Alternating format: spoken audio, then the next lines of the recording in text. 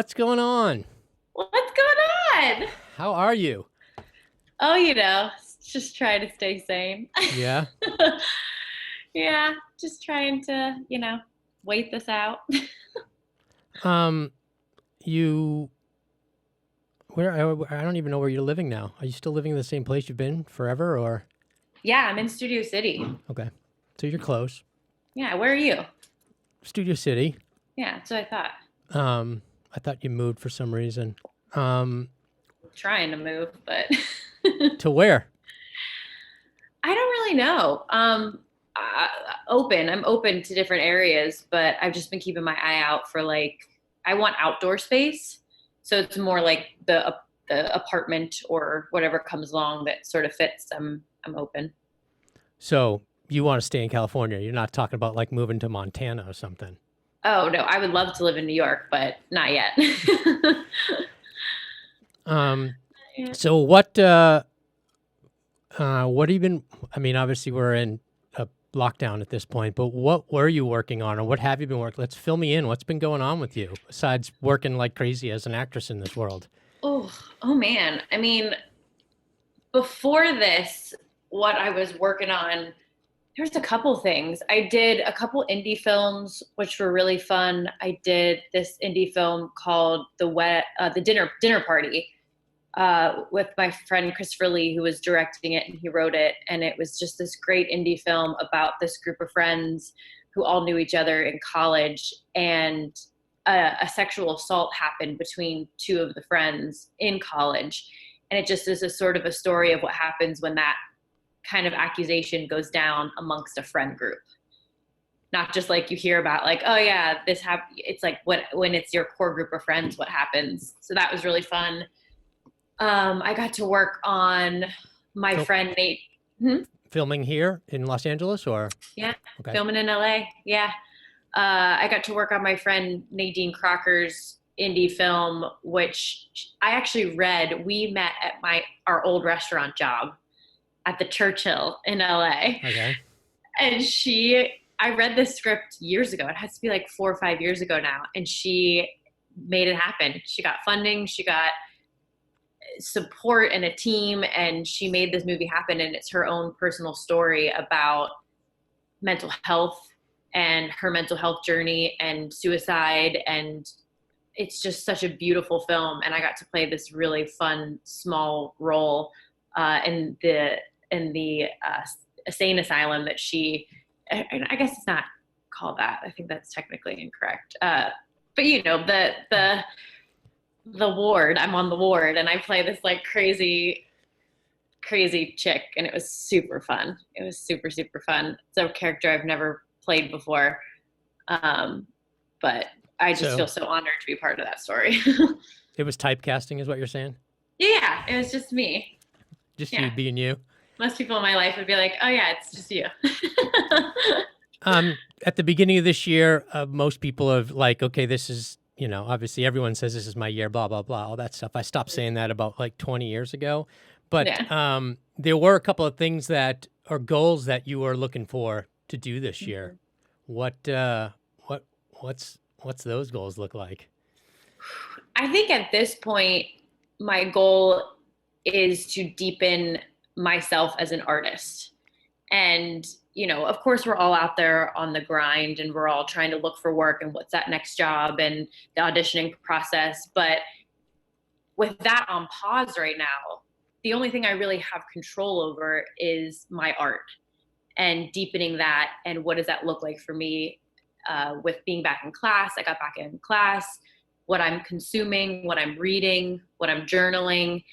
And so that's pretty much my goal, is just to come out of this better connected to my craft and to be just more grounded there. You're with representation agent and manager or? Yeah, agent and manager. Okay. Yeah, I've had my manager, Shepard Smith, for years and years and years. He's like family to me.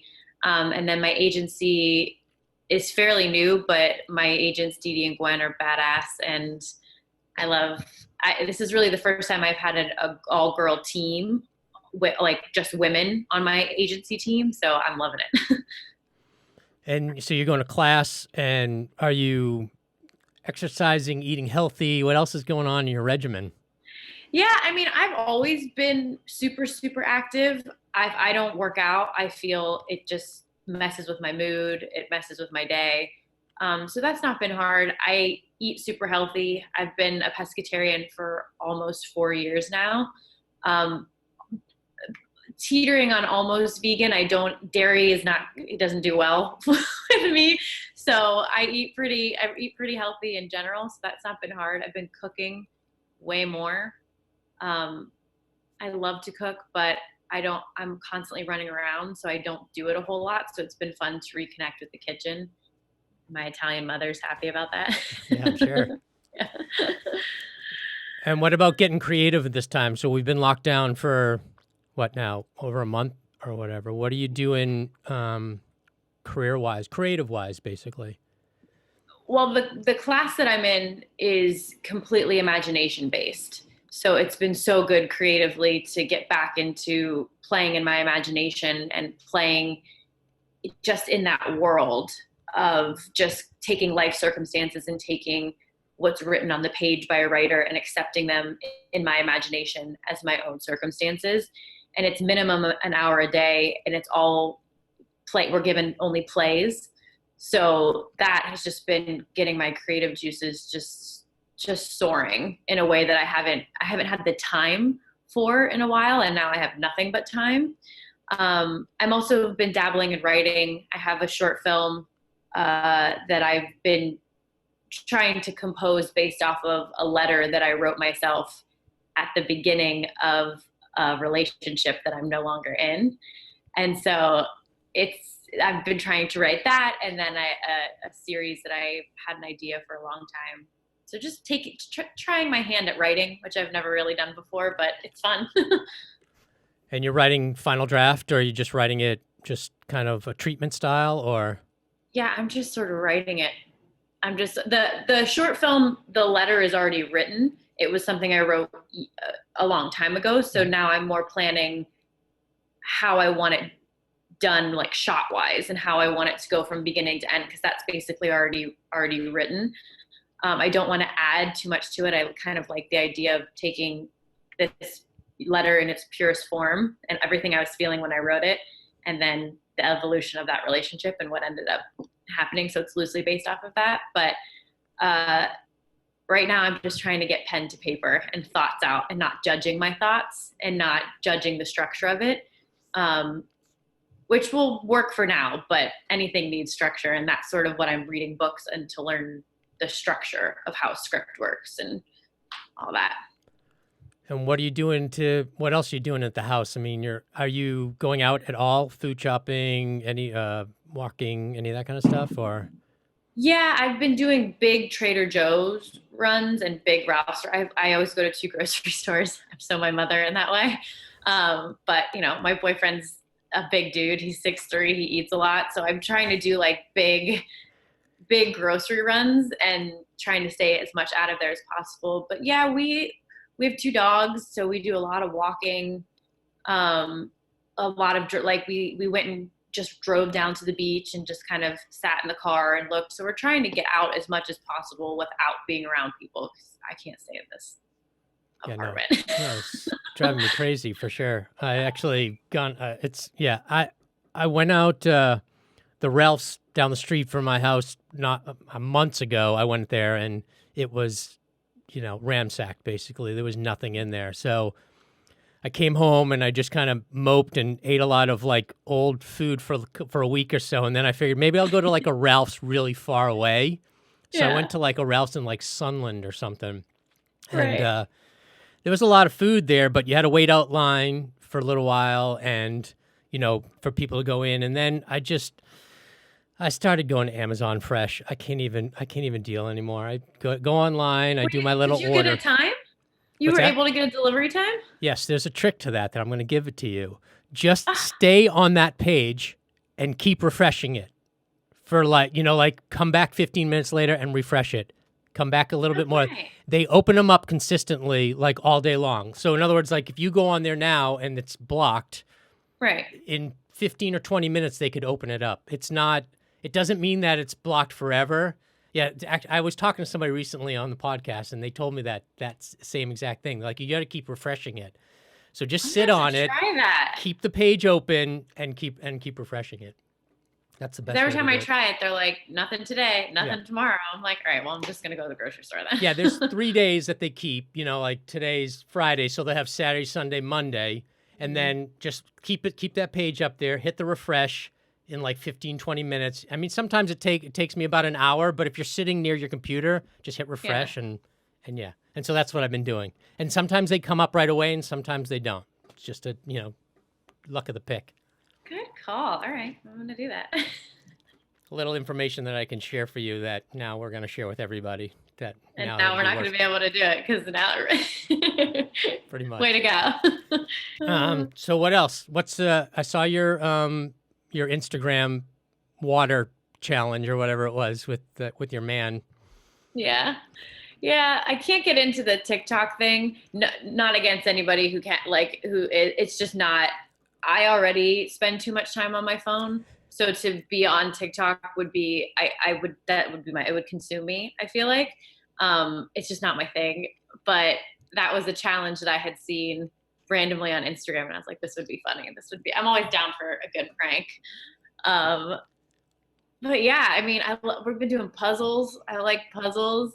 It's interesting because there's this pressure, I feel like, to be productive. A lot of people are like, got to make this time productive, which 100% I agree with. But I also think it's a good opportunity to also take time to like rest and take time to use this unique time to just meditate or whatever it is that you do to make your body feel good that you might not have the time for. It's also okay to just not think a little bit sometimes and to let your brain sort of just rest and calm. So I'm trying to balance between that pressure on myself of trying to make this time so productive and do something like great with it, but also be like, this is precious time that I might not. I mean, I talk so much with my family and so much with my friends and all these unique ways that we're finding to stay in touch that I'm really cherishing.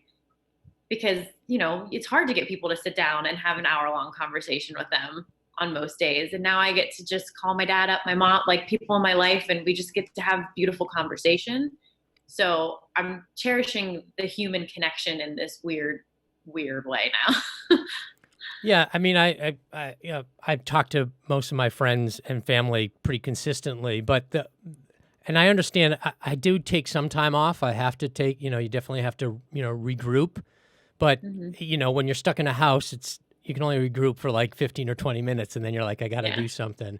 But Yeah. with me, I felt like I'm obviously a creative person, always consistently being creative. And it's funny because a lot of the projects that I was working on this year, we're moving forward and then we get the lockdown and that unfortunately goes to no one's doing anything. But the flip on that one is I'm actually having conversations with people that I would have never been able to get on the phone before, which to me Mm-hmm. is a huge thing. Like I am talking to, full on head of production companies on their cell phones at their house or whatever, which, their assistant had been rolling my calls for months kind of a thing. So it's you can kind of bring both of them out there, you know what I mean? Where you can, yes, you can still relax and you don't have to hustle and you can take the few minutes, but this is also, other people are doing that too. So kind of, Yeah. I'm abusing that privilege, I guess, really. No, it's great. I mean, the amount of casting directors and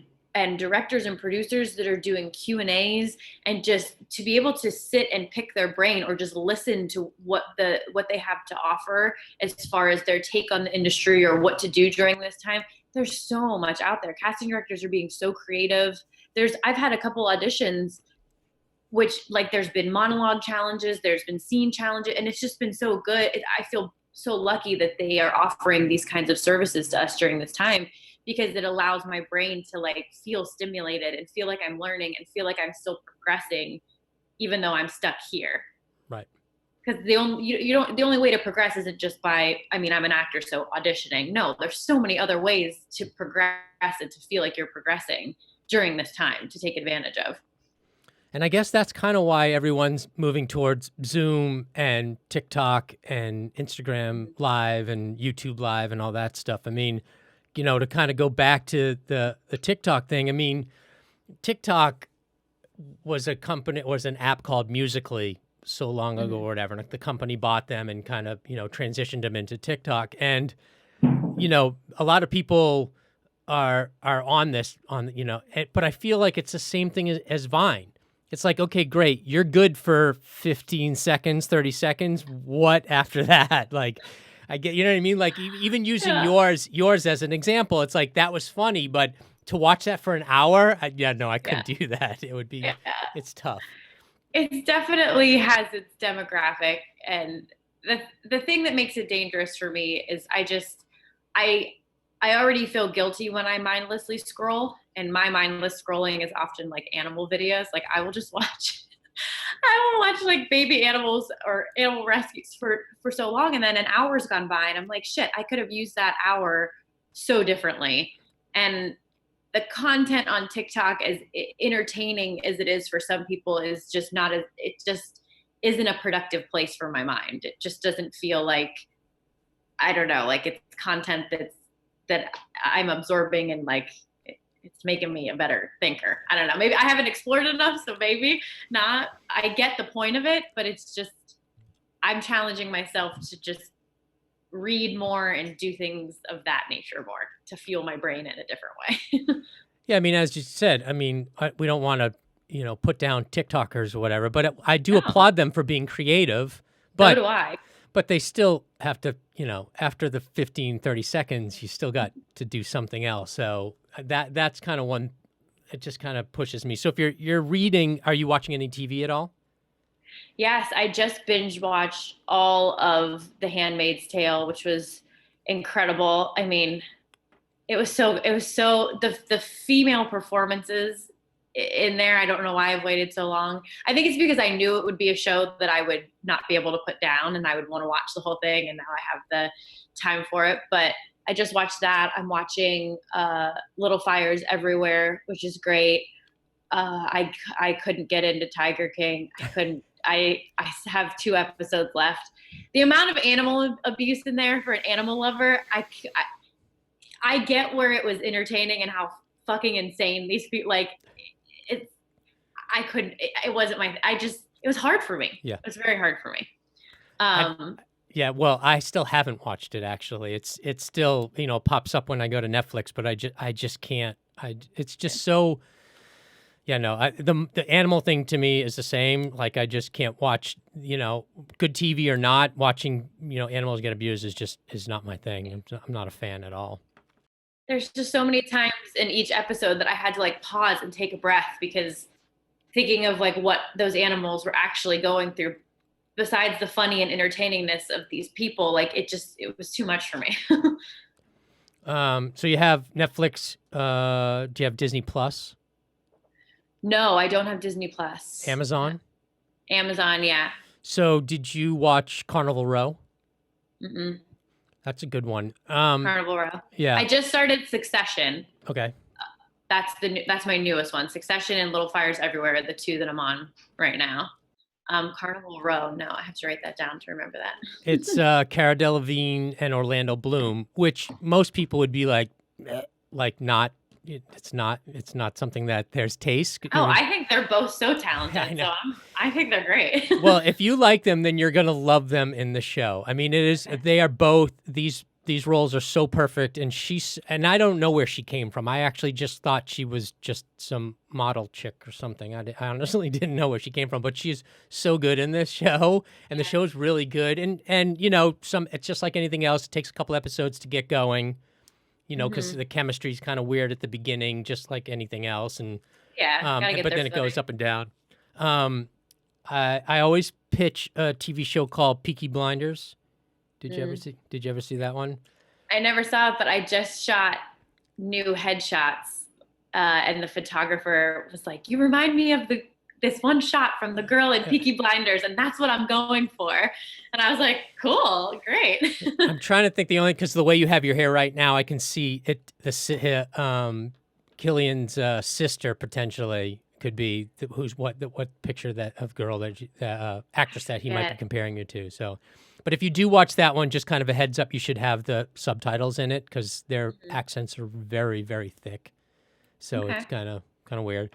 I'm doing a lot of old TV, like Mhm. old TV series. I'm doing House right now, which is so weird.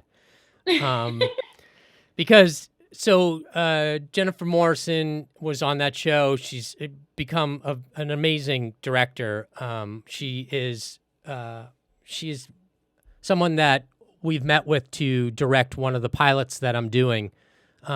So because we became friendly, I decided I would go and watch some of her stuff. So I've been watching, House just basically to give her shit every time I see her, or fanboy out about questions like, oh, how was it working? That kind of stuff. Yeah. But I've seen a bunch of Jeremy Renner did that show.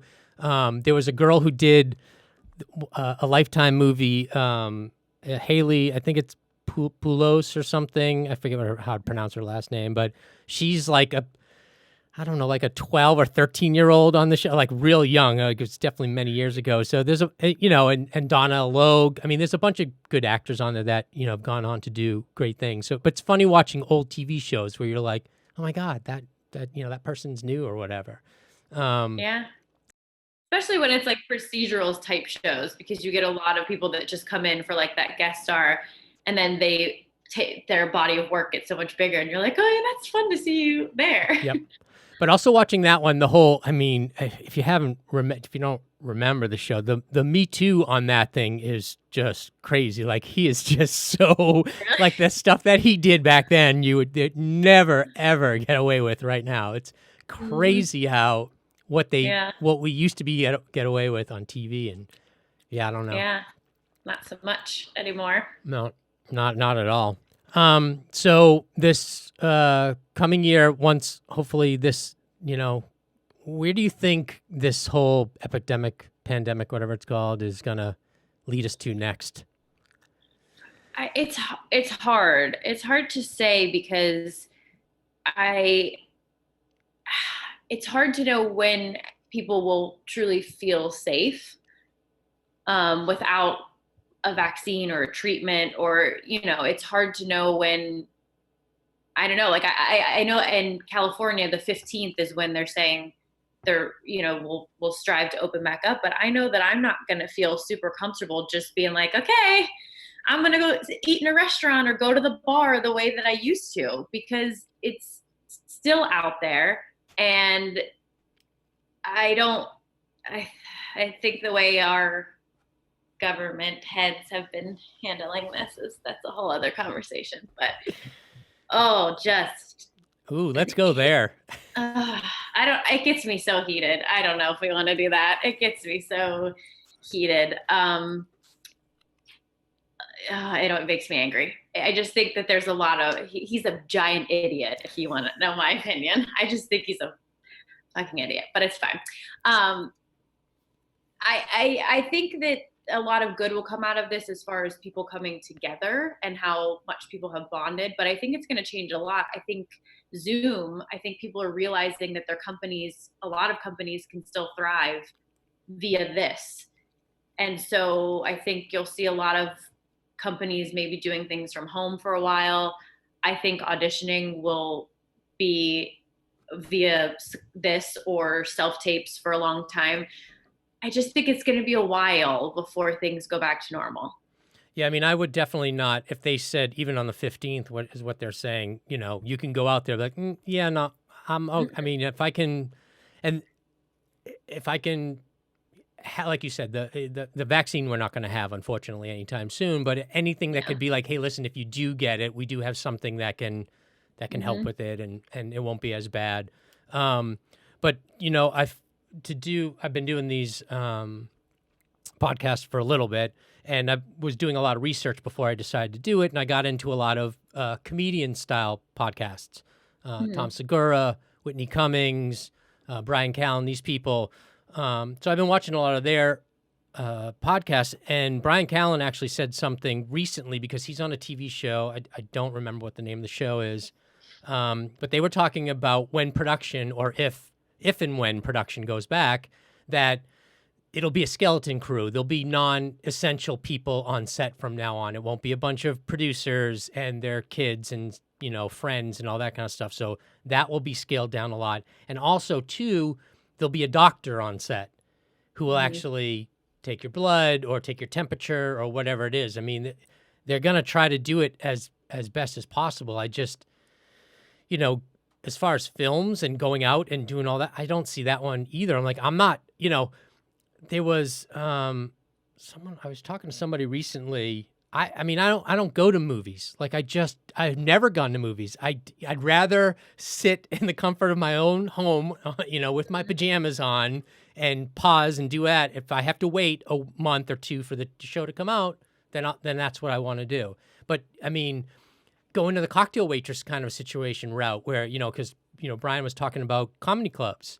I mean, that cocktail waitress comes over and hands you a glass. You don't know where that glass has been or how many hands it's touched and stuff. So it's definitely really weird, and where that's going. And I just had an interview with someone in Vegas who works in that, in the world, in the club world, we'll say, entertainment world. Yeah. And we brought up their mayor, who I don't know if you saw anything about, she. I read a little bit, yeah. Oh my God. I mean, if you can go online and see the interview with Anderson Cooper. I mean, he kept his composure so well, but you could just see in his eyes, he was like, are you kidding me right now? So yeah, them, that whole Vegas and gambling and sitting at a table and passing chips around and cards around. I mean, that kind of stuff is just, yeah, it's going to be a definite weird one.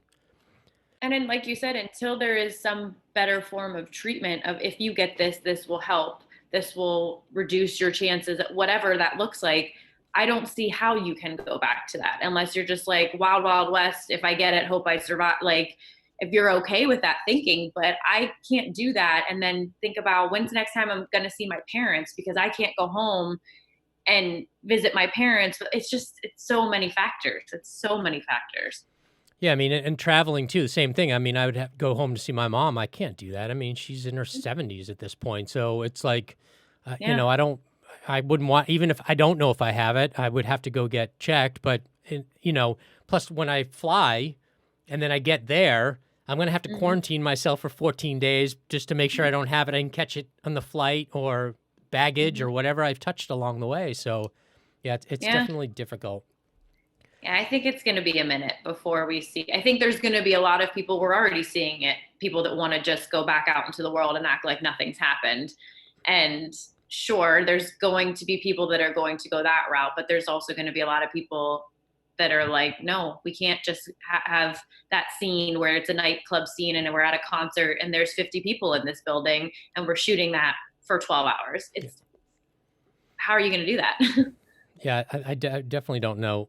That one it's definitely difficult. I mean, I'm kind of hoping that, that we can figure out things like, like we're doing Zoom and like you said, doing Zoom for the auditions and keeping that, which could be potential. I mean, I'm sure you've done it on camera before. My personal opinion, when I used to act like a gazillion years ago, there's no interaction. There's no person there, although you have a reader, but you don't have the casting director with that look in their eye, like, oh, they're not liking something, or, you know what I mean? It's just kind of that feel where you're just like, and I mean, I guess you could do it this way, and then they could, I guess they could give you, you change it up or whatever. Love it. I love being in the room. I love it. I think it's because I grew up as a dancer. And so live performances I started dancing at 3 years old. So a live audience, even if it's just one person or two people, it fuels me more than if I'm in my apartment and I'm having to do a self-tape. I will watch it and I'll judge everything. I just like going in there, throwing it out, I love being in the room. So I'm like a little sad about the fact that that it might be self-tape central for a minute.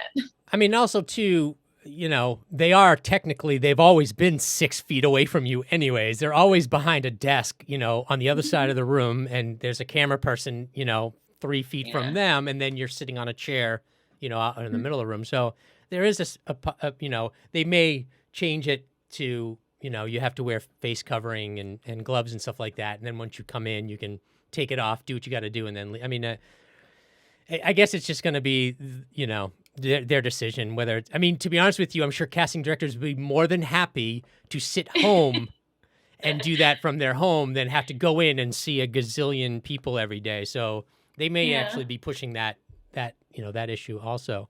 Yeah. I mean, I hate to financially. I mean, what are you doing about that? Well, I luckily I'm pretty responsible with money. I remember when I was 18 years old, my sister had racked up like $11,000 in credit card debt when she was in college, just off of like being dumb and shopping. And I remember that scarred me so badly when I was young, because she like had just gotten married, and it was this whole thing of like, I have my husband now, and it was like this. They're obviously fine now, but it was such a thing at that time that it made me always think about money in such a responsible way. And I hated living paycheck to paycheck. When I first moved to LA, I worked 4 jobs to be able to live here, to pay my rent, to go to class, and I hustled. And I remember that feeling when it was, that last $100 in my bank account, and I was going to have to call my parents and ask them for help, and how awful I felt. And so I've done a good job where I have a cushion that is allowing me to take a minute to breathe right now. But also, I mean, it's still stressful. I don't want to deplete that. I don't want to go through that. So I'm still thinking of ways to try and make money.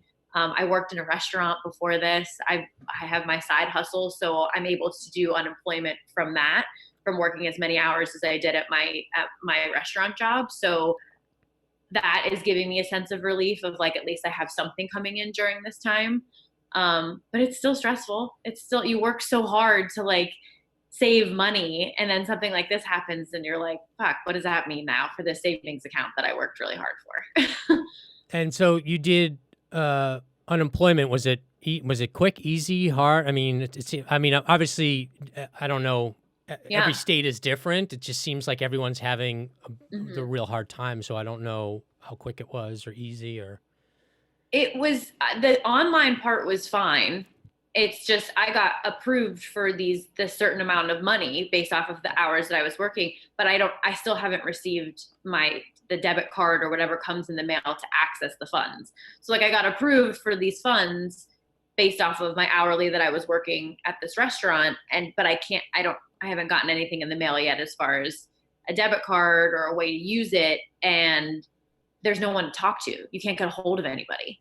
So same with like stimulus checks. People that haven't gotten their stimulus, you can't call anyone it's all like, we're not taking phone calls. So it's this weird feeling of like, oh, we're going to get help.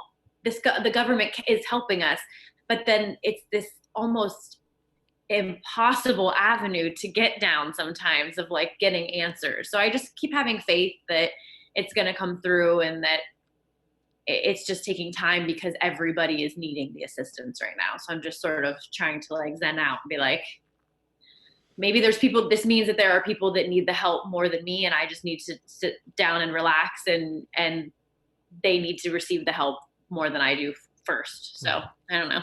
I mean, it'll come. It takes, from what I recall, it takes, like a week or two for them to send out that card, and then, you can do that. I'm pretty sure you should be able to get the bank account though, so you can at least take the money. Because I think again, it's been a while since I've done it, but I think you can. It's a Bank of America card. I mean, a Bank of America account, and you can go to the account, and then you can just deposit. I mean, transfer it from your Bank of America card into your right into your checking Okay. account. So you don't really need that ATM card.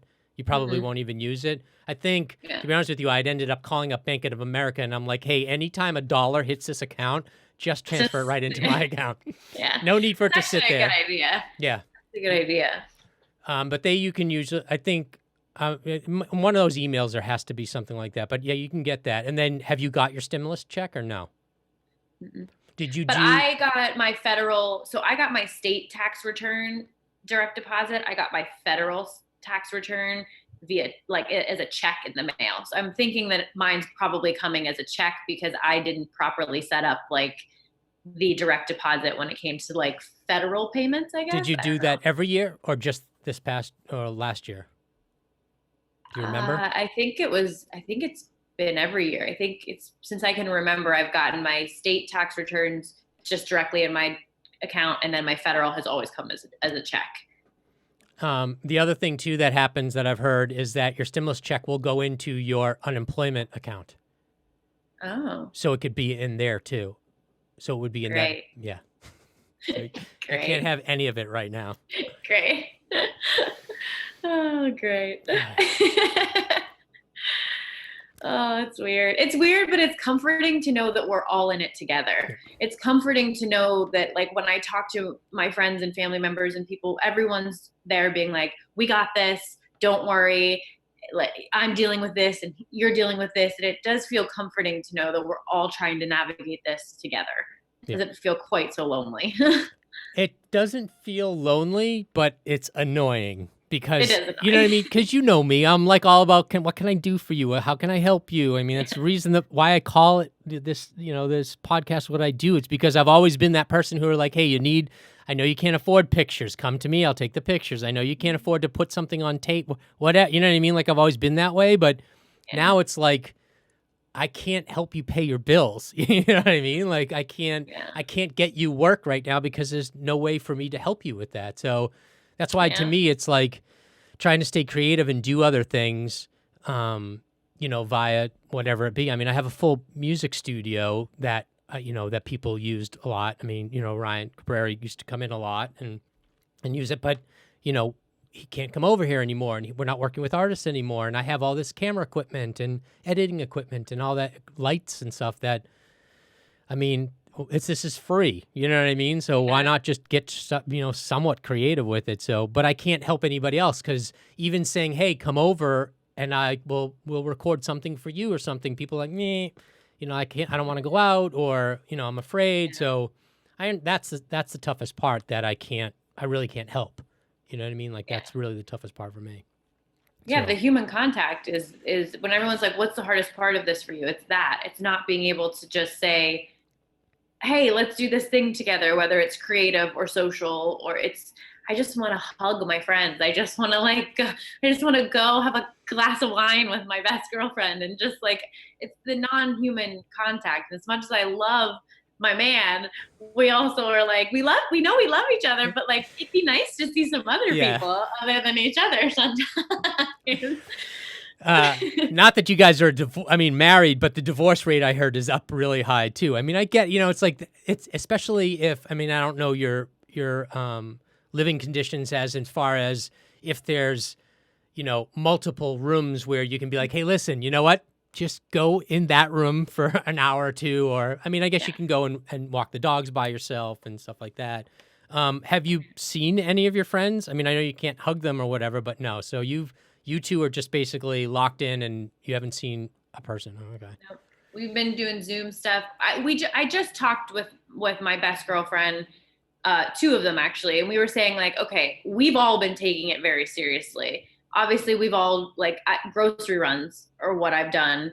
And when we walk, we're not near anybody. So we were saying like, when do we get to that place where we say like, okay, we can all go on a walk together, or we can all gather, a couple of us, not a bunch of us, but in someone's backyard and drink some wine together, but keep our distance because we know that like you all have been taking it as seriously as we have. And so that has been a discussion of like, when does that get to happen? Or like, we have a pool at our apartment building. And I told my girlfriend, like, well, if you want to come over and like, I can sit on, in this chair by the pool and you can sit there. Can we do that? Is that okay?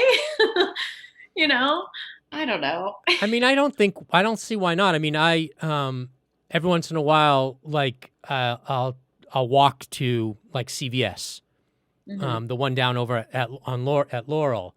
And along my way, there's a girl that lives in my neighborhood, and I'm like, hey, listen. And she's been her roommate is someplace else, and so she's been by herself. I'm like, hey, I'm going for a walk. You know what I mean? Mm-hmm. You want to get out of the house? I'm walking by. I'll be walking by your house soon. Come walk with me or whatever. And we both had our mask. Well, like our mat, like I had like a bandana thing on or whatever, and she has a mask. And we were talking. She wasn't 6 feet, apart from me, but we've both been stuck for, in our homes for so long and not seen anybody that I don't think that in a backyard if you, Yeah. like I said, I've been watching these podcasts. Now, Whitney Cummings is a podcast that I watch. She still has people come over the house, but her table, and it's funny because she has a tape measure on it. So the microphone to microphone is 6 feet. So she can still have that. She can still do her podcast and still do what she needs to do, but then keep that distance that she needs. So if you guys went, like you said, in your pool area, and you just took your tape measure and went, okay, that's a 6, this is 6. I mean, you can still talk. I mean, you'd be screaming at each other, but at least it'd be. I'm going to need something soon. I'm going to need something. I'm going to need that 6 feet. I think and I trust the people in my life that I would see, that they are being responsible, or to just keep me informed of like who they've seen or what they've been doing. And then I can make that judgment call myself. Right. Yeah. I mean, the girl that I said that I walked with, she's a babysitter for a family. So, they've been very great for her and, said, listen, we'll buy you food so you don't have to go, get food delivered. So we don't have to go to the supermarket and they bought her like a really nice N95 mask and the whole kind of a thing. So she, cause she cares for 3 children. So it's she has to be really kind of secure on it. But I mean, she is sitting in the house, going batshit crazy, basically, Imagine. I mean, at least you have somebody else to argue with at that point, you know what I mean? Like at least. Yeah. So putting people in your backyard, or like you said, or going for a walk, that one I don't. I'm really about like, hey, listen, I'm not going to get my hair cut or go get a tattoo, or, I can't stand going to the supermarket. But if, Ryan recently, the interview that I just did, he moved to Florida in the middle of all this because of some specific problems. And he had said to me, he's like, listen, and in a normal world, he's the biggest hypochondriac I've ever met in my whole entire life. Like really, really bad. Like someone who's been on the road for 20 years or something. Like he's OCD, clean, like hypochondriac, the whole kind of situation. And he'd said to me, he needed help. And I'm like, of course, I'm going to come over and help you, help pack up the truck or move. He needed to move some heavy things or whatever. So I'd gone over to the house. But before he said, listen, what have you been out? Have you been seen? I'm like, no, I haven't been out. I'm like, to be honest with you, the last time that I went out was to go see him perform. He did some DJ set at House of Blues in Anaheim. And I think it was maybe February-ish or something, like in the middle of February or whatever. So, so he graciously did that. But then when we got there, he was in the moving truck, the Penske U-Haul, whatever it was, Lysoling the whole truck inside, wiping everything down. He had a bunch of masks, a bunch of gloves, like boxes of everything. He was like Lysoling me. Yeah, no, it's just kind of crazy. I mean, that's a little bit nightmare for a hypochondriac. Oh my God. It's just that one's a little too much. Is this the Ryan that was in Yellow Card? Yeah. So that indie film I was talking about, Dinner Party, he did the music for. He's doing like an original song for the movie, and he was at the table read, and I fangirled so hard because I was like that genre. I mean, I was a little like emo metalhead chick when I was in middle school and high school, and so I was like, I sang at Warped Tour like front row, and I was like this little thing like Ocean Avenue. How long ago was that table read? Not long ago. We shot it right before the holidays. Oh, okay. Yeah. So back, I have to look at the emails, but yeah, right before the holidays. Okay. Yeah. Yeah, he was he lived with me for a long time, and then he moved to Nashville, bought a house and built a house in Nashville, and then decided he wanted to come back here, and then this whole pandemic thing, kind of craziness happens, and it's a little easier for him because he doesn't have to, he's a fly date kind of a person. Like when he's touring, it's like, hey, fly here, get on the bus and then go in that world. But also too, all his music stuff is all done out of his studio. So he can really do it anywhere. So yeah, he moved back to Florida or to Florida. And so he's going to set up there and kind of do that. So, and a lot of people are doing that. Like that's my biggest like concern too. Like a lot of not friends, but people that I know are like, hey man, I can't do it anymore. Like I got to pack my shit up and get out of here. And like, that's that's the most crushing thing for me, not being able, like I said, not being able to help anybody out, but more so seeing a lot of these people going, I can't afford rent, I don't have a job, I can't do any of this stuff. And I even, it's funny because I even was looking online because I was bored to go maybe work at a hospital or something like that. And Craigslist doesn't, the Princeton Hospital or Cedars-Sinai doesn't, advertise on Craigslist. Yeah. You know what I mean? So Yeah. I was calling all my doctor friends and saying, hey, can I help you, or what, that kind of stuff. And so I'm just trying to at least donate my time to kind of keep busy. That's kind of one of the things that I would like to do. Yeah. It's hard to find. I was trying to do that with animals, seeing how I could help in that realm, but a lot of the shelters have closed down and they just fostered out their animals. And my building here is a little bit weird with how many animals we're allowed to have, or it's probably for the best because I would probably foster like all of them and keep them all. But our building's a little bit weird, so it's hard for me to foster here. But same thing, like they're where they still have open, they don't want a bunch of volunteers. They're like, nope, we can't. We can only have the certain amount of people that we know. So it's hard to volunteer. And like you said, California is so expensive as is to live here. And if this keeps going the way that it is, or you're unable to make money. I mean, paying rent here is hard when you have a job, when life is not dealing with COVID. So it sucks. I mean, a lot of my circle is, struggling musicians and, that work as bartenders or waitresses or, any of that kind of stuff. I mean, that's, the $400 or whatever they make for the unemployment is great, but that's not where they were bread and butter was. It was the tips, it was the cash, it was the extra money that they would make. It would, like that's where it's going to change. That's why I've always kept a bar job. I've always kept my serving jobs in between gigs, because you're like, I don't know when my next job is. And I'm not at that level yet where acting is the sole thing that I do. I wish it was, but we always need to be making money. We always need to have that income. And that has just been such a mindless, fun way to make money. I work with people that I love. I like people, even when I want to murder them. And it's quick, easy cash that is just there for you when you need it. But I was talking about somebody, I don't remember who it was, but because I've been doing a lot of these just to kind of keep busy, but I talked about a friend of a friend. You get the call from your mom, hey, so-and-so is coming out here to be an actor or an actress or whatever. Can you, I'm like, yeah, okay, whatever. But I ended up having a conversation with the girl and I was like, I'm like, come out here and the first thing you need to do is get a job for sure, 100%. And she's like, well, and I know the family, they have plenty of money. She's like, I don't really need the money. I'm like, it's not about the money. It's about that great being a hostess or a waitress or a bartender. You're going to meet people. That's where you meet people. So many people. Where who is going to be a musician or an actor or a director, right? Whatever. I mean, that's the huge thing. I mean, when people come out here and they're just like, I'm just going to go out and party at, these clubs or whatever like that. It's like, you're not going to meet anybody worth a while. You'll meet people, but you're not going to meet anybody that's doing anything. So going to those places and working is like a huge part of it. That's the number one advice. When people say like, what advice would you give your younger self? I moved here 10 days after my 18th birthday. And if I could give advice to my younger self, it would be that don't focus on the partying and the nightlife and the social aspect as much as I was like, I'm in LA and I have this freedom and,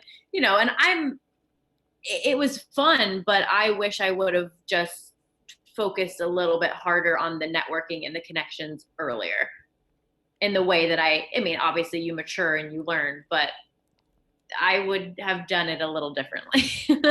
I would advise to not care as much about the social aspect and be smart about where you hang out and who you hang out with and what circles you're in right from jump. It's funny because a lot of these podcasts have been, I literally just had a conversation with someone who I've been friends with for, I think we figured out 2 years.